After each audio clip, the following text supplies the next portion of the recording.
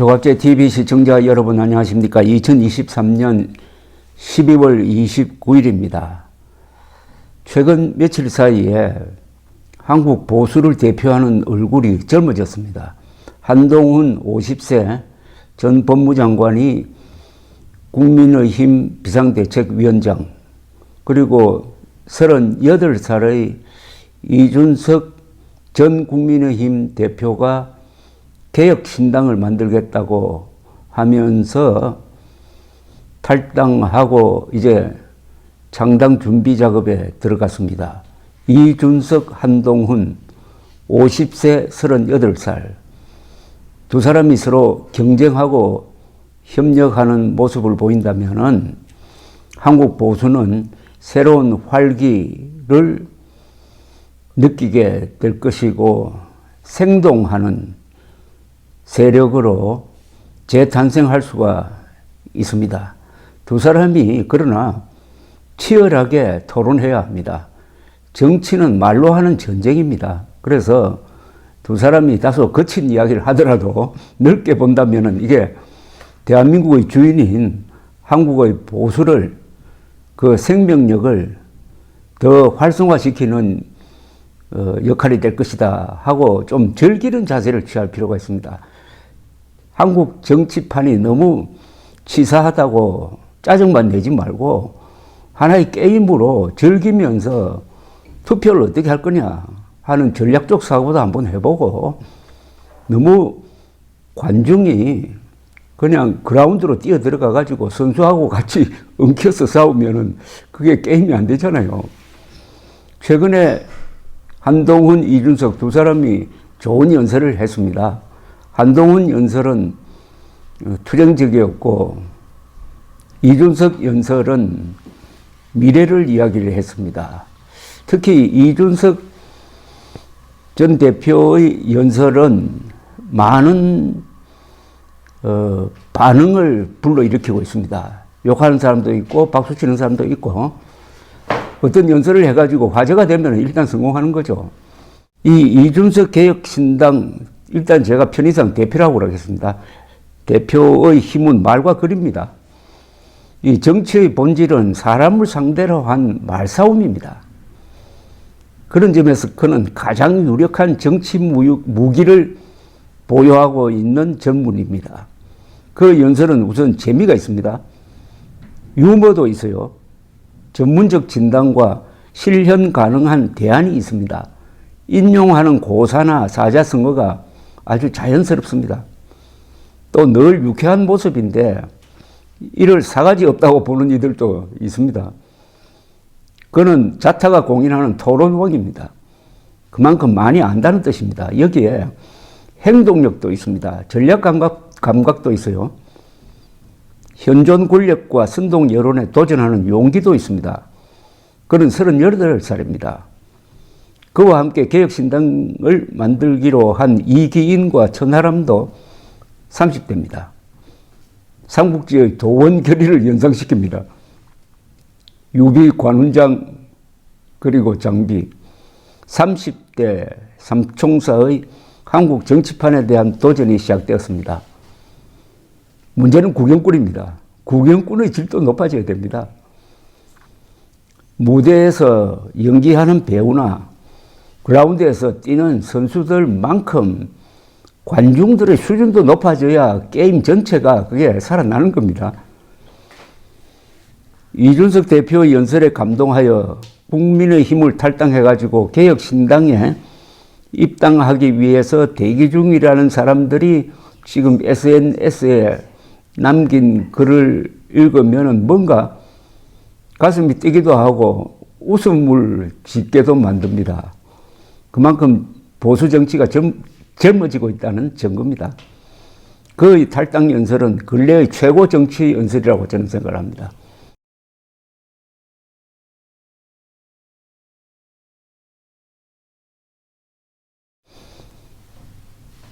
몇 개의 명문을 제가 소개를 하면서 이 정치 연설을 제가 평을 한번 해보겠습니다. 이준석 대표는 이렇게 이야기를 했습니다. 몇 개의 의석을 만들어낼지 확실하지도 않은 누군가의 말에 신빙성이 없고 실행이 담보되지 않는다고 생각하신다면 더 많은 의석을 만들어 주십시오. 여러분이 평생 사게 될 주식 중에 가장 큰 수익률을 담보하는 주식은 바로 이 신당에 투자하는 지지와 성원일 것입니다. 여러분의 자녀와 손자, 손녀에게 미래지향적인 대한민국을 상속세 없는 유산으로 남겨주십시오. 여러분, 주식 투자와 신당 지지를 이렇게 근사한 말솜씨로 엮어서 설명을 하는 정치인을 본 적이 있습니까? 이 말솜씨, 글솜씨가 이준석의 가장 유력한 정치 무기란 이야기입니다. 이준석 대표의 가장 큰 자산은 젊음이고 젊음에 따라 붙는 미래라고 판단이 됩니다. 믿고 투자해달라는 이 이준석 대표의 말이 애교스럽기도 합니다. 이 연설의 마지막에는 이렇게 이야기를 했습니다. 눈은 항상 녹습니다. 그래서 봄은 항상 옵니다. 보름달은 항상 지고 초승달은 항상 차오릅니다. 이 삼국사기에 나오는 백제동월륜 신라여 월신을 인용한 말인데, 백제는 보름달과 같고 신라는 초승달과 같다. 즉 신라가 앞으로 크게 강성해져 가지고 백제를 멸망시킬 것이다 하는 말을 이준석 대표는 이렇게 자연스럽게 인용을 했습니다. 국힘당과 민주당을 보름달, 자신들을 초승달에 비유한 건데 아마 초승달을 당의 로고로 만들지도 모르겠다는 생각이 듭니다. 이어서 이런 표현을 했습니다. 탄핵의 상처를 겪은 당원들에게 어떻게든 승리의 기쁨을 안겨야 하는 당위적 목표 속에서 때로는 대선 후보를 강하게 억제해야 할 필요가 있었습니다. 젊은 세대가 정치의 중심에 설 수 있도록 당내의 시대착오적 관성과 강하게 맞서야 할 필요도 있었습니다. 좋았던 결과보다도 그 과정이 불편하셨던 당원이 계신다면 이 자리를 빌려 죄송하다고 말씀드립니다. 윤석열 후보와의 갈등을 해명한 말인데 굵게 해명하고 있습니다. 구질구질하게 해명하지 않습니다. 그러면서 사과도 덧붙였어요. 그러니까 한 문장으로 여러 뜻을 전하고 있습니다. 이게 문장력입니다.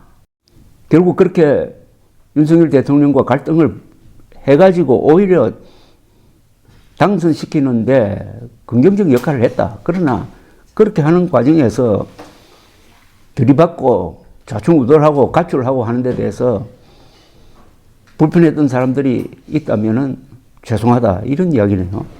이준석 대표는 미래를 자신들의 브랜드로 삼았습니다.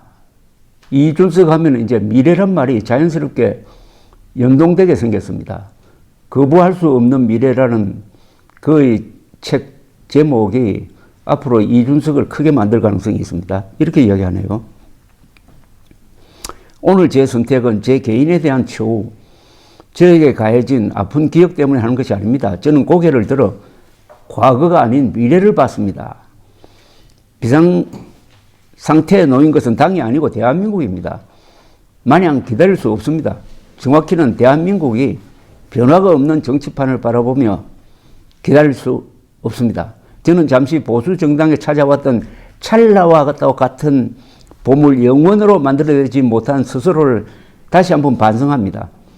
그들의 권력욕을 상식선에서 대했고 진압하지 못했던 오류를 반성합니다. 모든 것이 제 부족한 탓입니다. 이 말은 뭐냐면은 윤석열 대통령을 당선시킨 보수 청년청 그리고 중도 연합 세력을 확실하게 다지고 거기서 더 키워야 되는데 윤석열 대통령이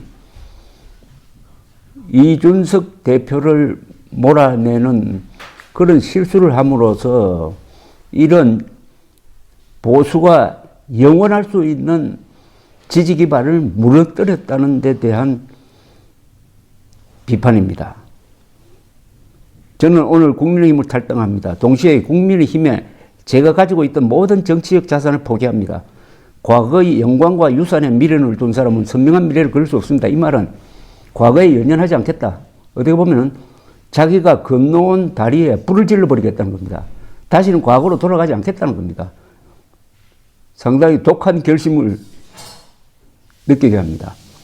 이제 대한민국의 공용어는 미래여야 합니다.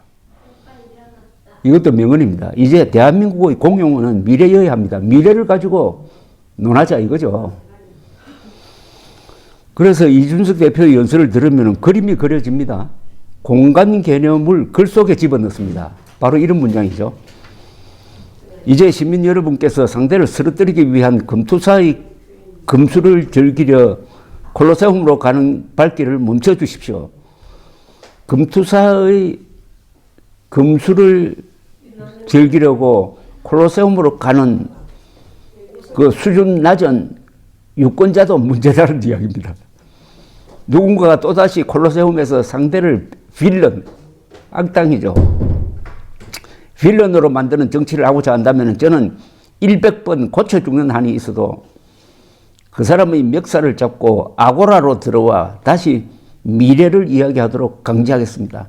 100번 고쳐 죽는 한이 있어도 이 순간은 정몽주처럼 비장한 결의를 보이고 있습니다. 100번 고쳐 죽는 이런 표현 몇 개가 이분의 연설을 살리고 있습니다.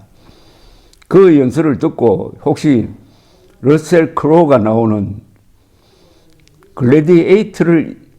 영화 글래디에이터의 어느 장면을 연상을 했다면은 그분은 이준석의 말솜씨에 넘어간 겁니다. 이준석 대표는 자신을 마크롱에 비유하기도 합니다. 마크롱은 39살에 대통령이 되었습니다. 프랑스. 무책임한 현재의 위정자들과 다르게 저는 제가 지금 하는 주장과 선택에 대해서 30년 뒤에도 살아서 평가를 받을 확률이 높습니다. 누가 내는 대안과 제안이 더 진실하고 절박하겠습니까? 프랑스의 마크롱이 표 떨어질 각오로 연금개혁에 몸을 던진 이유가 무엇입니까? 결국 마크롱은 본인의 삶 언젠가 연금 고갈의 파고를 그대로 맞닥뜨릴 것이기 때문에 책임감 있게 진실하게 나설 수밖에 없는 것입니다. 개혁신당은 표 떨어질 이야기를 많이 하겠다고 약속을 했습니다. 이준석 전 대표는 우리가 흔히 쓰는 십시일반이라는 말을 이렇게 썼습니다. 대한민국 시민 여러분, 모두를 미래의 정치로 초대하겠습니다. 참여하실 때 십시일반의 밥 한 숟가락씩만 주십시오. 십시일반의 밥 한 숟가락씩만 주십시오. 어떻습니까? 십시일반의 그 말을 이렇게 애교스럽게 정치적으로 활용할 수 있다는 것은 이준석의 어휘력이 대단하다는 겁니다. 인간은 어휘력만큼만 성장할 수 있다는 이야기가 있습니다. 현재 한국 정치인 중에서, 정치 논평가 중에서 이준석 대표의 어휘력이 최고가 아닐까 하는 그런 생각도 합니다. 희망의 언어로 미래를 키울 때 다시는 투표 용지가 킬러 문항처럼 느껴지지 않을 것입니다. 나를 위해, 내 가족을 위해, 내 나라를 위해 행복한 선택이 가능한 그날을 오늘 이 자리에서 약속하겠습니다. 킬러 문항이라는 말은 윤석열 대통령이 유행시킨 건데 그 킬러 문항을 투표 용지와 딱 결합시켰습니다. 바로 이런 이준석, 이기인, 천하람 이런 사람들이 보수를 개혁하겠다고 나선 것은 고마운 일 아닙니까? 이런 재기발랄한 용감한 젊은이들이 민주당 쪽으로 좌파로 갔을 때 얼마나 끔찍한 일이 벌어질지 여러분 상상 한번 해보시면서 이준석 대표 들어 사가지 없다는 말은 안 하는 게 좋겠습니다. 그 말이 결국 자신의 얼굴에 떨어집니다. 감사합니다.